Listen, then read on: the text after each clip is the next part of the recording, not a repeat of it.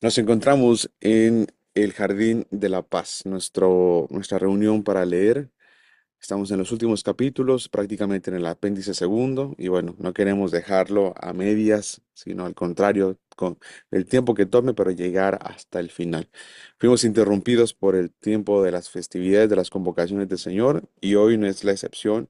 Hoy es jueves 24 de octubre, son las 6:16 de la mañana, y estamos en el octavo día de Sukkot, el Shmini Atzeret, que es esta pausa que el Señor convoca a su pueblo en el octavo día para pausar, para romper ahora sí algo que toda nuestra vida hemos conocido. Hemos conocido todo el tiempo un compás de 7 días en la semana, todo el tiempo 7 días, un compás pues meramente terrenal, plenitud humana terrenal, ¿no? El Señor así lo diseñó desde la palabra.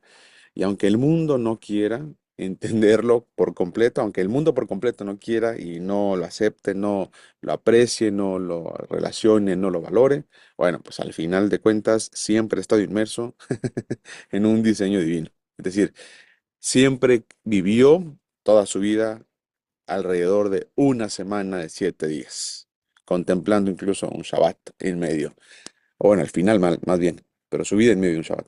Y ahora en el octavo día, el Señor rompe con eso que hemos conocido sin importar la edad que tengamos toda la vida. El octavo día representa un nuevo comienzo, representa la salida del mundo terrenal para entrar en una experiencia eterna, algo que no podemos seguramente ni siquiera llegar a entenderlo, ni a evocarlo, ni a imaginarlo. Y pues podríamos esforzarnos para imaginarlo, sin embargo, muy difícil lo vamos a lograr.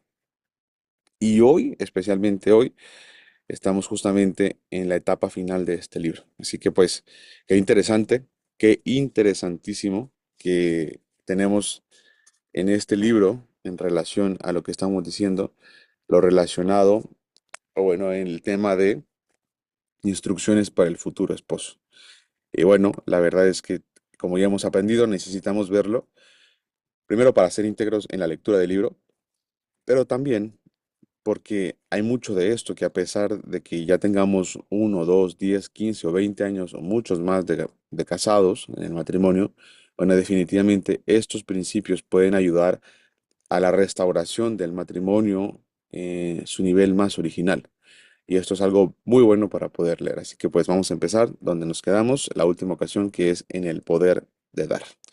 La primera característica de la que tú vas, que nos llama la atención, es que es un contrato unilateral, porque el novio no recibe nada, sino que solamente da.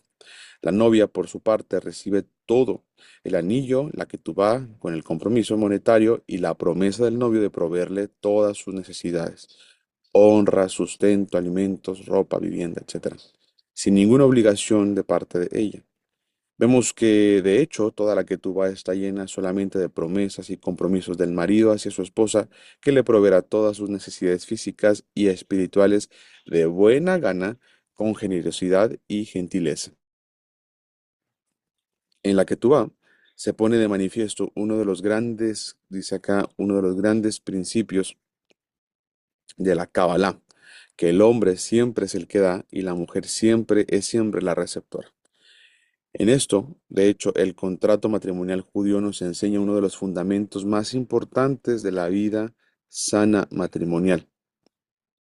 Por ejemplo, el marido tiene o necesita honrar a su mujer, halagarla, traerle regalos, darle dinero, en tanto que la mujer, por su parte, no tiene la obligación alguna de dar alguna de sus cosas, de esas cosas, perdón, a su marido. Es decir, la mujer, tu esposa, no está obligada, según lo que estamos analizando acá, a halagarte, a traerte regalos, a darte dinero, ¿sí? Entonces tú puedes decir, ¿cómo no está obligada? Bueno, yo quisiera hacer una pausa porque a pesar de que mencionó la Cábala, que ya saben ustedes perfectamente que es lo relacionado con la interpretación judía, mística de la Torá, ¿de acuerdo? Pues realmente el principio bíblico, sin necesidad de interpretación, es también evidente, ¿sí? Y lo hemos platicado aquí antes, como Dios se comportaba y se sigue comportando como un esposo para la nación de Israel. Y veíamos cómo en la historia, y lo vemos en la historia, cómo el Señor le decía prácticamente que si la esposa, si Israel tenía hambre, pues le sustentaba con maná. Si tenía sed, le salía, hacía el Señor que saliera agua de la roca. Si quería carne, enviaba codornices. Si le daba el sol, ponía una nube. Si tenía frío, le ponía una columna de fuego. Lo acompañaba todo el tiempo. Sus ropas no se desgastaban, incluso le proveía de esa forma. Si debía pelear o si debía conquistar, realmente el Señor lo hacía. Entonces yo les hago una pregunta. ¿Logra notar con respecto a Dios y a su comportamiento cómo el Señor ya lo ha hecho y lo ha practicado así como un esposo es para una esposa? Sí. Y por supuesto, podemos notar cómo Israel, cuando el Señor hacía todas estas actuaciones, pues Israel no estaba obligado a actuar de la misma manera. Es decir, Israel no necesitaba ofrecerle comida a Dios, ni agua a Dios, ni cuidado a Dios. Si ustedes se fijan, vuelve a aparecer esta palabra, unilateral. Incluso cuando el Señor pactó con Abraham, ¿ustedes se acuerdan qué le pasó a Abraham? Abraham se quedó dormido en el pleno pacto, ¿sí? Y ahí te puedes dar cuenta de la fidelidad del Señor y cómo es que el Señor cuando contesta y dice todo el tiempo, en los momentos más críticos, dice, por amor de mí mismo, por amor de mi nombre, por amor a mí mismo, haciendo referencia a esta idea de, sin importar el factor de mi esposa, yo actuaré, yo participaré. He conocido a través de la consejería a tantos hombres que están esperando que su esposa sea la que reaccione, sea la que actúe para entonces el actuar. Están esperando que la esposa dé pasos, unos 10, y luego después el esposo para que yo dé otros 10, y entonces están esperando a la esposa. Mientras que el Señor nos muestra que el esposo no está obligado a esperar a la esposa. Es más, el esposo está comandado para avanzar, ser fiel, desarrollar fidelidad a pesar de la esposa. ¿Sí? Y esto es una realidad en la cual no podemos equivocarnos cuando decimos a pesar de la esposa, porque no se trata de avanzar y dejar a tu esposa. No, no. Hay que recordar también, y esto lo aprendimos en aquella ocasión en el libro, como la palabra menciona en Génesis, que a la esposa se le dice, a Eva se le dice que hacia el marido serás tu deseo y él se enseñoreará de ti. Haciendo referencia a esto, veíamos cómo este libro interpreta, pues que prácticamente todo lo que la esposa desea, anhela, quiere o necesita, todo, solo puede venir a través del esposo porque así el Señor la diseñó. Por lo tanto, otra vez vuelve a ser unilateral, del Señor para el esposo, del esposo para la esposa. Y lo que la esposa actúe en honor, en voluntad, en correspondencia, en respuesta, es eso, honor, correspondencia y respuesta. ¿Sí? Veíamos cómo prácticamente el Señor nos dio a nosotros como hombres el poder de emanar esta luz de la instrucción del Señor, ser sal, ser luz, como Yeshua menciona en Mateo 5, primeramente con ella, y que ella será el reflejo de todo lo que estamos ejecutando. Esto es impresionantemente importante porque veíamos al principio de todo este libro que Sara se reía, pero no sin antes que Abraham se riera. Primero fue Abraham quien se burló de la promesa y después Sara se burló. Probablemente, y ahora puedes entenderlo y quizá notarlo, probablemente si Abraham no se hubiera reído, Sara no hubiera estado inspirada para burlarse cuando escuchara también esto. Necesitamos entender que nuestra esposa prácticamente es reflejo de nuestra vida interna, de nuestra vida espiritual. Y el Señor la pone ahí con tal de que salga a flote y salga a la luz alguna disfuncionalidad. Veíamos y hemos preguntado incansables veces en estas sesiones si alguno de ustedes sabe que su esposa es hipersensible y sabe cuando algo estás cargando, cuando algo estás pensando, cuando algo estás tramando y es a sus ojos, perdón, de la esposa, pues prácticamente unos libros abiertos, ¿no? Y veíamos como la mayoría decía, pues sí, a mi esposa no le puedo ocultar nada, incluso se da cuenta. Por lo tanto, el ejemplo, fuera de la Cábala y antes que la Cábala, estaba en la Biblia, estaba en el Señor. Oseas nos lo demuestra. Como le decía, fui yo quien le entregaba su pan, su vino, su aceite. Todo siempre ha sido unilateral. Amén. Sigue diciendo, si el marido tendrá la inteligencia, de recordar la regla que Él y solo Él es el que debe dar, influir, gozará de paz en toda su vida matrimonial. Pero si invertirá, pero si invirtiera el orden, yo creo que es correcto así, dice, de la creación y descuidara su papel, ya lo entendí bien, dice, descuidara su papel de dador, muchos, dice, y muchos más, si tiene deseos de recibir de su mujer, como por ejemplo, y esto lo he escuchado mucho, recibir de ella honores, atención o goce. Entonces todo, dice, toda la casa se da vuelta. Dice, porque el deseo de recibir es un deseo femenino. Y si el marido es una hembra, entonces en la casa no hay unión de hombre y mujer, sino de dos mujeres que viven juntas. Y esto es un gran lío. Ahora, necesitamos recordar también, esta parte es importante, cómo es que como hombres quisiéramos que nuestra esposa, y ya hemos conocido eso, que es lo que más anhela un esposo de su esposa, realmente no es tanto el amor o el afecto o los cariñitos, eso es algo que la esposa quiere.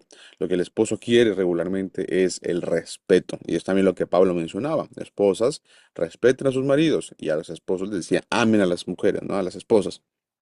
Entonces, ahí es donde necesitas incidir. Si de verdad y lo voy a decir de esta forma, porque para que se entienda muy bien, si has sentido que tu esposa no te respeta, y no solo sentido, sino también comprobado que tu esposa no te respeta, bueno, antes de tú querer enseñarle a respetar, porque eso es lo que pasa un montón, muchos maridos quieren que sus esposas aprendan a respetar y les ponen ahí el estudio y los ponen como, así como les enfocan así la mirada y el contenido y les insinúan esta parte del respeto y lo exigen. Bueno, el respeto no se puede pedir, el respeto solamente el Señor lo puede ofrecer y otorgar. Cuando una persona empieza a respetarse a sí mismo, a sus códigos de vida, a los códigos de vida que el Señor ofrece, y en el matrimonio a ser empáticos y poder, por supuesto, esperar a la esposa, venir delante de ella y mostrar el amor de Yeshua, mostrar el amor del Señor. Y el amor del Señor, el amor de Yeshua, el amor que el Señor implanta en nuestra vida, no tiene nada que ver, nada, nada que ver con lo que las otras personas hagan. El amor es incondicional, como Yeshua nos lo mostró. Y bueno, es cuestión de tiempo, cuestión de oración, cuestión de intervención divina y la paz empezará a llegar. Cuando tu esposa vea que eres el proveedor de la paz en tu hogar, que estás proveyendo paz, que estás proveyendo además gozo, que estás proveyendo dirección, que estás proveyendo incluso provisión material, perdón la redundancia, am, en definitivo, el respeto es fruto de eso. Entonces, necesitamos trabajar desde nuestra trinchera y nuestra perspectiva y nuestro respeto a los códigos de vida que el Señor nos dio de verdad, para poder empezar a buscar y labrar y cosechar justamente eso. Sigue diciendo, ponte a trabajar. Las primeras palabras con las que inicia la que tú vas son con la voluntad y la ayuda del Creador, del cielo, perdón. Dice, al invocar la ayuda divina en todas tus obligaciones, el novio se une a la emuná, la pura y completa fe en el Creador. Dice, porque únicamente a través de la emuná podrá cumplir con todo lo que prometió. Pero sí, dice, pero inmediatamente después se compromete a trabajar en el sentido literal de la palabra. Así nos enseñan, dice, nuestros sabios, que el marido está obligado a proveerle a su esposa todas sus necesidades en forma honorable. Y esta es la respuesta a los holgazanes, a los irresponsables y a los santos creyentes, que no solo no mantienen a sus esposas tal como se comprometieron a hacerlo en la que tú vas en presencia de los rabinos y testigos, en este caso el oficiante, sino que todavía la acusan en nombre de la emuná, que no sabes que Hashem, quien provee y da sustento, es Él, o sea, pídele el dinero a Él. ¿Dónde está tu fe, mujer? Dios es el que no quiere que tengamos sustento, acéptalo con amor. No sabes que todo es para bien. Este santo y justo aparentemente, y aparece entre comillas, dicen, no solo que no le da dinero a su esposa para pagar las cuentas, sino que además la sermonea e incluso se enoja con ella por su bajo nivel espiritual, aparentemente. Sin embargo, nuestros sabios ya conocían a esta clase de gente y se encargaron de hacerla afirmar, dice, al novio que se comprometa a trabajar. ¿No tienes que honrar y mantener a tu mujer? Ponte a trabajar. En la que tú vas no dice, yo te enseñaré a tener fe. Está escrito, de hecho, trabajaré para ti.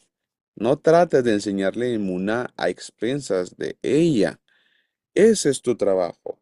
Tú aprende a tener emuná y a confiar en el Creador, que te ayude a honrar y a mantener, perdón, a tu esposa. Lo importante es que le des su sustento de forma honorable y no sermones, o sea, no de sermones de emuná, de fidelidad, de fe, de confianza. Si nuestros sabios hubieran querido que la mujer fortaleciera su fe y confianza en Hashem, no habría obligado al novio a afirmar, perdón, que se comprometía a trabajar para sustentarla, sino que le habrían hecho firmar, dice acá, a ella, que no iría con exigencias a su marido.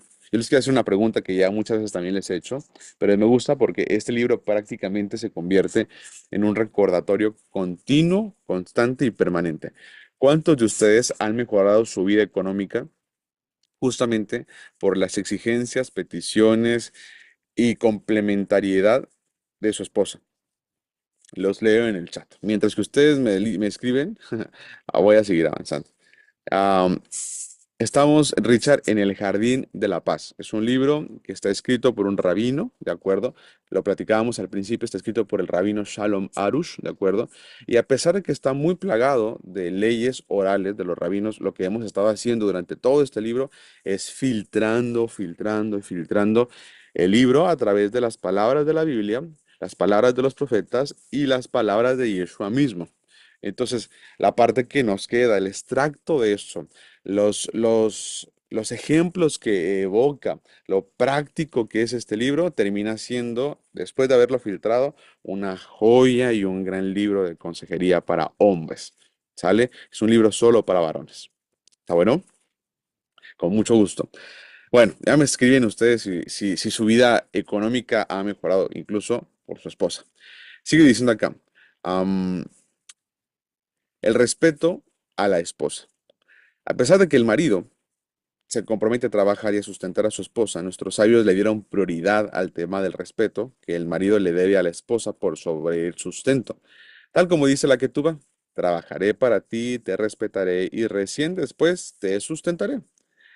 Así es como nuestros sabios nos enseñan que la principal necesidad de la mujer, que también es la primera necesidad, dice, es que su marido la respete. Se trata de una necesidad básica que es para ella tan fundamental como el aire que respira. Cuando el marido no respeta a su mujer, entonces por más que le compre regalos y le dé todo el dinero que quiera, la mujer no va a tener ninguna vitalidad ni alegría, y tampoco tendrá deseo alguno de vivir con su marido.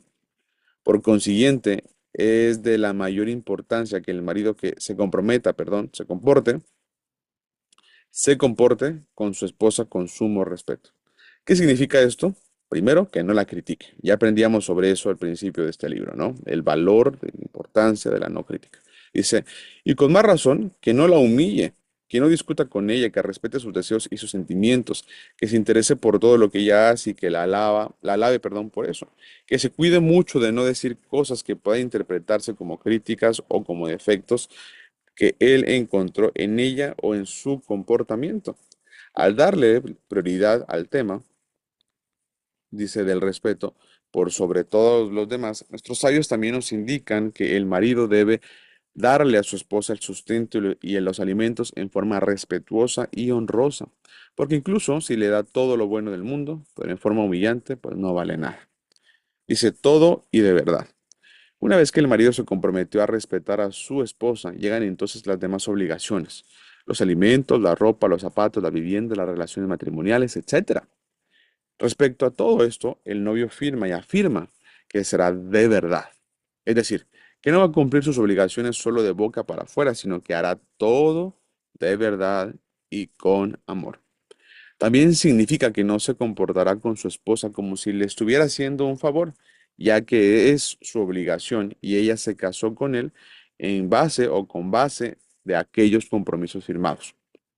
Pero de hecho, según la que tú vas, el primer requisito, que todo depende de él y que tiene que cumplir, es ser un hombre de emuná, ya que se compromete a cumplir todas sus obligaciones con la voluntad y la ayuda del cielo. ¿Qué es esta, la emuná? Dice justamente la que estamos hablando. Siendo un hombre de emuná, de fe, acuérdense que emuná es fe, fidelidad, mejor dicho aún dice, él puede cumplir con todos sus deberes. comida, vestimentas, necesidades y derechos conyugales. De verdad. Todo marido debe fortalecer su emuná en forma constante.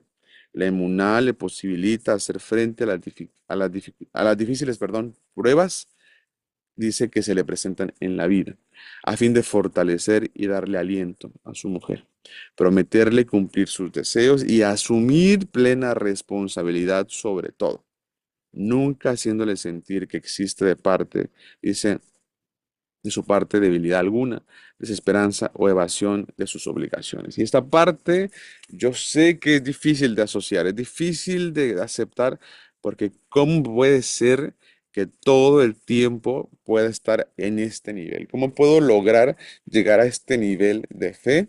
Bueno, justamente este libro nos ha mostrado durante toda su extensión, para cada página, am, cómo hay casos que son en verdad extremos. Y nos muestra este extremo donde menciona incluso como de jamás reclamar, este extremo de jamás mostrarte débil. Y si bien es cierto, van a llegar días y momentos en los que en verdad el cansancio es evidente, en los que la debilidad no la podemos ocultar, ni tampoco ni podemos mentir, ¿de acuerdo? Sin embargo, a pesar de estos días, la palabra nos ha enseñado que es amable, bueno y funcional estar siempre gozosos. Ese entonces no puedo acercarme con mi esposa para de pronto hacerle saber que estoy cansado, que estoy agotado, que sí, por supuesto que sí. De hecho, lo que está diciendo el libro es que muchos de los maridos, esta desesperación, esta desesperanza, afecta tanto el estado de ánimo que los empieza a alejar de las responsabilidades que son inherentes al matrimonio. A eso es a lo que se refiere. No se refiere a que no podemos ser débiles o a que el cansancio no puede nunca ser evidente en nuestra vida, ¿no?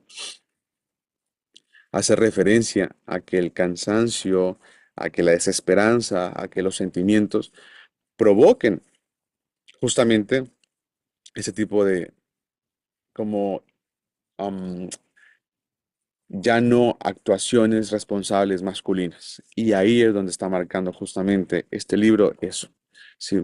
Dejar que afecte justamente nuestro rol como maridos. Y necesitamos poder separar justamente cuando estamos en verdad teniendo un sentimiento a cuando en verdad estamos teniendo una afectación. No es que el sentimiento no sea como algo que nos afecte, sino que realmente el sentimiento podría ser exactamente eso, un sentimiento.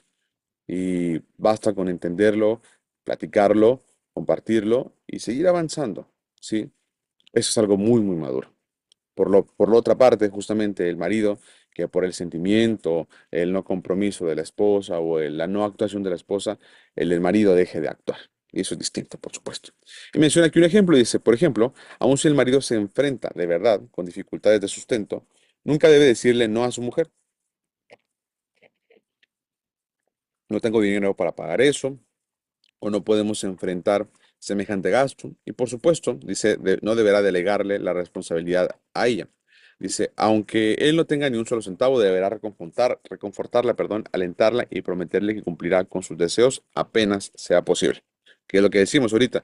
No es que entonces no le puedas decir, o no es que no le puedas negar, o no puedes, sencillamente es aprender a comunicarlo, aprender a entenderlo, aprender a compartirlo, ¿de acuerdo? Y justo menciona una forma muy buena de poder responder, y dice acá, apenas cuando sea posible, por supuesto que buscaré comprarlo, buscaré tenerlo, ¿de acuerdo? Ahora, también es cierto que se requieren finanzas desafiantes, ¿no? Y hemos aprendido cómo incluso se requiere esta atención a este nivel, presupuestos y demás, que contribuyen justamente a la paz en nuestro hogar.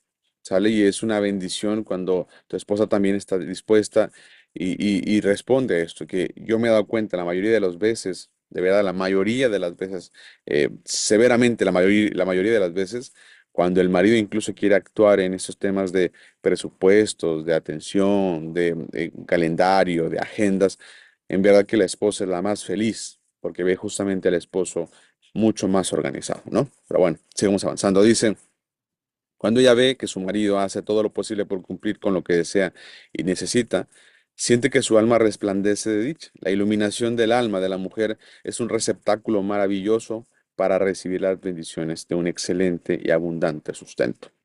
Lo mismo ocurre respecto a la bendición de tener hijos. Nuestra matriarca Raquel se quejó ante su marido Jacob, nuestro patriarca, de que no tenía hijos, y él le respondió en Génesis 32, ¿acaso en lugar de Dios estoy yo? Hashem se enojó con Jacob por su respuesta cortante. Fíjate nada más, ¿por qué? ¿Acaso Jacob es Dios que puede comprometerse a darle hijos? La respuesta es que él tendría que haberla calmado y consolado y no eludir su responsabilidad, prometiéndole hacer todo lo que estuviese en su poder, tanto en plegarias, perdón, como en esfuerzos, y alentarla diciéndole que seguramente tendría el mérito de tener hijos. Cuando el marido introduce la emuná y la confianza en el Creador dentro de su esposa, ella se convierte en el receptáculo para lograr la bendición que necesita.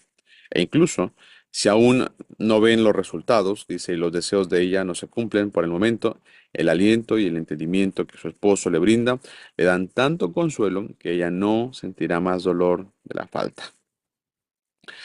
El precepto de los derechos conyugales. Dice, los derechos conyugales constituyen un precepto importante al que el marido se compromete.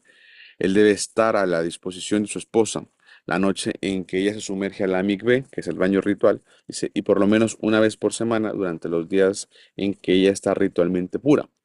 El marido dice que de desaira o desaira, o sea, que le dice que no a su mujer en este aspecto, le está causando una angustia indescriptible. Dicen, no porque ella sienta la necesidad de la relación física, sino porque es una necesidad emocional que fortalece la creencia que su marido la ama. Esta es una de las mejores oportunidades para expresiones de cercanía y cariño, dice, palabra de amor, etcétera.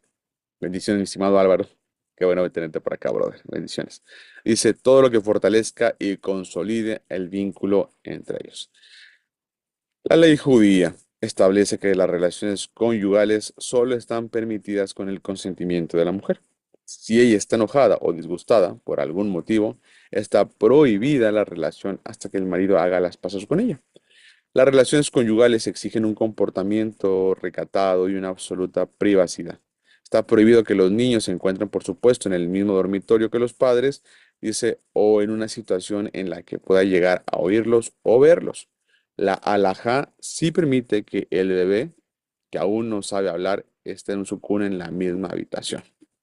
Imagínate todas las regulaciones que puede existir. Testigos legales según la alajá.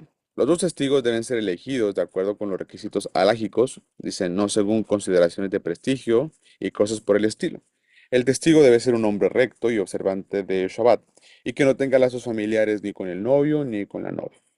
Muchos cometen el error de conferir este honor a familiares o personas que no son adecuadas para ser testigos según la halajá, y por lo tanto, dicen no solo que es un mero error, sino que invalida la ceremonia del casamiento, que tuvo kasher, legal, perdón, según la halajá. Para poder casarse, la pareja debe contar con una ketubá kasher. Dice, una vez sucedió que una pareja no logró tener hijos durante muchos años. Resultó, perdón, que su ketubá no era válida. Y poco después de que un juez rabínico les redactara una ketubá correcta, fueron bendecidos con un hijo. Qué tremendo esto, ¿no? Mira cómo llega el pensamiento y la forma de pensar. Dice, a un nivel esotérico, lo que decíamos ahorita, ya ves, la forma de pensar y la forma de ver las cosas. Podemos afirmar que cuando aún se encuentra en el mundo superior, el alma de cada uno firma un solemne compromiso de observar todos los preceptos de la Torá. Sin embargo, en lo relacionado a la Ketubá, el novio es requerido a afirmarla también en este mundo y comprometerse a cumplir con todos los preceptos escritos en ella. ¿Ya estás casado? Dice, bueno, incluso si estás ya casado, dice, y si todavía no estudiaste el texto de la que tú va, dice, y todas sus obligaciones como se debe, no hay momento mejor para empezar que ahora mismo. Y me acuerdo mucho cuando vimos esta sesión hace un par de semanas y alguno de los caballeros me mandó un mensaje y me dijo, oye, Ezequiel, a mí me interesa eso. A mí sí me interesa ese tema de la que tú va, casarnos bajo jupá y hacerlo con este método. Dice, creo que renovaría muy bien y muy fuertemente los votos desde esta parte cultural, ¿no? Dice, segunda etapa, ponerle el velo a la novia. Dice, antes de la ceremonia de la jupa, el palio nupcial, el novio cubre el rostro de la novia con un velo. De acuerdo con la tradición esotérica, esta costumbre es propicia para que sean bendecidos con hijos. Como tal, constituye una oportunidad excelente para que el marido rece en su corazón para tener hijos. La tradición establece que el velo transparente no posee esta virtud tan propicia, por lo que la novia deberá usar un velo opaco. Dice, debemos recordar que la jupa no es solamente una ceremonia de rituales técnicos, sino que todo lo que se lleva a cabo bajo el palio nupcial tiene profundas raíces en la antigua tradición judía. El hecho de que Jacob, nuestro patriarca, no supiera que Raquel había sido reemplazada por Lea bajo jupa, atestigua que Lea no llevaba puesto un velo transparente. El novio santifica a la novia diciendo, he aquí que me eres consagrada en matrimonio, de acuerdo con la ley de Moisés e Israel, y no de acuerdo con las leyes del fotógrafo o del responsable del evento. La pareja que vive con emuná no deberá dejarse de convencer a renunciar a las bendiciones que invoca la tradicional ceremonia de la jupa. Acuérdense que la jupa es esta casita, también se conoce como pérgola, ¿de acuerdo? Se tradujo como eso en nuestro contexto social actual, y es donde se llevan las ceremonias de los novios. Muchas en la actualidad se llevan así, se llama así jupá, ¿de acuerdo? Este evento, dice, es un evento de una vez en la vida y es por eso que la pareja debe ignorar todas las consideraciones externas, tales como la presión social y tratar de aprovechar este gran día para hacer las cosas como es debido. Dice, cada una de las costumbres que se observan bajo la jupa es importante, por lo tanto, uno no debe permitir que los que no le son fieles a la ley de Moisés e Israel, es decir, la tradición judía, sean los encargados de la tradición, sean los encargados, perdón. La tradición judía no puede torcerse o deformarse según los caprichos y las consideraciones de los mozos, los fotógrafos, la orquesta, el dueño del salón de fiestas o cualquier otra persona. Querido novio, tal vez tú y tu pareja no se rijan por las leyes judías de recato. Sin embargo, dado que la noche de tu jupá es algo enorme de santidad, es algo de enorme santidad, que ha de influir en el resto de sus vidas bajo un mismo techo, deberán, tratar de evitar costumbres foráneas como besarse bajo la jupá o vestirse en forma provocativa. Este es el día más importante de toda la vida y por eso es esencial que empiecen con el pie derecho, con méritos y bendiciones y no con pecados y transgresiones. Qué fuerte está esto. La verdad es que me hace recordar mucho el versículo que menciona Yeshua, que como las leyes orales terminaban siendo cargas tan pesadas, ¿no? Yo no podría decir que la persona que escribió este libro ni siquiera es capaz de llevarla porque no conozco su vida personal, aunque existen grandes testimonios del rabino Shalom Arush. Pero hay lo que no puedo evitar recordar en este instante y es esa parte que dice que todo lo que dijeran los intérpretes de la ley, todo lo que dijeran, perdón, todo lo que dijeran los fariseos, los saduceos, todo lo que dijeran ellos, dice, hagan, pero no hagan como ellos hacen, ¿no? O sea, lo que dicen sí, ¿no? Y también mencionaba algo que me gustó muchísimo y que más bien me acordé de eso ahorita, cuando dice que el que no tenga o el que no, su justicia como mínimo no sea como la de uno de estos intérpretes, como la de uno de estos fariseos, pues definitivamente es que no es digno, ¿no? Y aquí te das cuenta cómo a veces sí nos falta, y digo muchas veces, no solo a veces, muchas veces nos falta la justicia que ellos implementan. Por ejemplo, como dice con asertividad, así tal cual, ¿sí? No empezar con pecados y transgresiones el día de tu boda. Y bueno, eso es una cosa que he conocido también muchísimo de Lincoln como consejero, cómo necesitamos esta pureza y este entendimiento. Y cuando hay matrimonios que están avanzados incluso y que ya han empezado su relación y que no ha sido ni con pureza ni con un respaldo bíblico y quieren hacerlo, me acuerdo cuando Lincoln me enseñaba y me mostraba, también se aconseja esta pausa a la intimidad, esta pausa a la relación física para que haya espacio para bendición, para la paz, para la santidad. Y eso es una realidad que es necesaria, muy necesaria. ¿Sí? Por lo tanto, sí, a veces, muchas veces, y ahora lo entendemos como Yeshua tiene en la actualidad también aún razón. La justicia a veces que ellos nos imparten en nuestra casa, nuestros hermanos de la casa de Judá, a veces es una lección que nos deja muy claro cómo ellos respetan aún mucho más toda esta perspectiva bíblica, legal, de normativas de la Torah. Sigamos avanzando para terminar, por favor. Sigue diciendo, las costumbres del pueblo de Israel ponen de manifiesto su santidad, siendo el pueblo elegido por el Creador. Y es exactamente lo que lo distingue de los que están alejados del camino de la verdad, que a la hora de la boda hacen un espectáculo inmodesto y lascivo a ojos de todos, y al final acaban divorciándose poco después. Qué fuerte es esto. Qué fuerte es esto. La voy a volver a leer este párrafo y después quisiera hacer un ejemplo rápido para terminar esta sección. Dice, las costumbres del pueblo de Israel ponen de manifiesto su santidad, siendo el pueblo elegido por el Creador. Y es exactamente lo que lo distingue de los que están alejados del camino de la verdad. Y esto es una realidad preciosa e impresionante. En Deuteronomio 4, si no me equivoco, si no es que el 5, puede ser que el 4, sí, el 4, menciona justamente esto, cómo Moisés les alentaba a obedecer la instrucción del Señor. Y decía, porque esta es la sabiduría. Esta es la sabiduría que otros pueblos consideran que ustedes poseen. O sea, aquí es donde se distingue quiénes somos. Y bueno, definitivamente eso es algo que hoy me lo quedo tanto y se los comparto, se los recuerdo a través del libro. Cómo es que realmente la Torah es lo que nos distingue de ser cualquier otro pueblo. ¿Sí? Y en lugar, fíjate cómo dice acá, en lugar de un espectáculo inmodesto y lascivo a los ojos de todos, bueno, pues al final lo correcto, delante del Señor, justamente es eso, ¿no? Santidad manifiesta. Santidad manifiesta. Yeshua dijo, ustedes son la luz del mundo, ustedes son la sal del mundo. Y la luz para el mundo, dice, alumbra, no se esconde, alumbra. Y la luz, a través de sus buenas obras, de sus acciones justas, provocan absoluta bendición y respeto por el Señor. Es una responsabilidad muy grande, por supuesto que sí.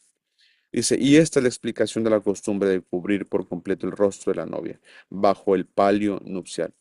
Esto simboliza el hecho de que a partir de ese momento y por el resto de su vida, mirar su rostro es únicamente, dice, el privilegio de su marido.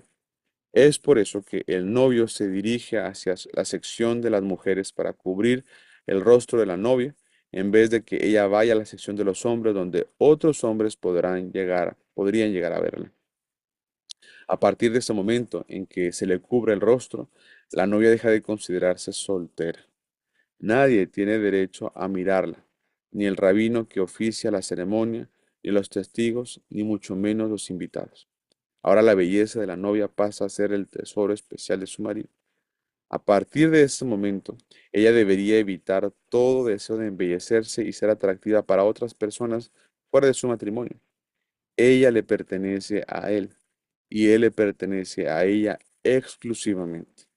Los padres de ambos y los dos testigos acompañan al novio cuando éste va a cubrir el rostro de la novia. ¿Sí? Los dos testigos deben ver con sus propios ojos que el novio le cubre su rostro. El novio solo debe cubrirle el rostro a la novia sin la ayuda de nadie. El novio solo. Después regresan y los hombres acompañan al novio a la jupá, mientras la novia, escoltada por los padres de ambos, lo siguen. El novio, al subir, perdón, al palio nupcial, debe hacerlo con el pie derecho, ya que el lado derecho simboliza la benevolencia divina. ¿Qué les ha parecido hacer este viaje junto con su servidor dentro de todo esto? Está bien precioso, ¿verdad que sí? ¿Cómo puedes ver esta perspectiva que es muy bendita y muy honorable tenerla presente?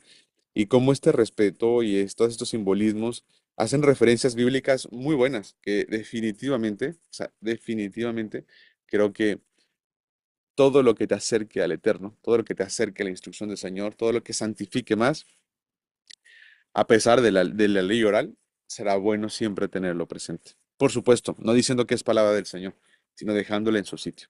La ley oral es eso, una instrucción de interpretación. Pero si te acerca al Eterno, por supuesto, no estaría de mal considerar. Hasta aquí, caballeros, nuestra grabación del día de hoy.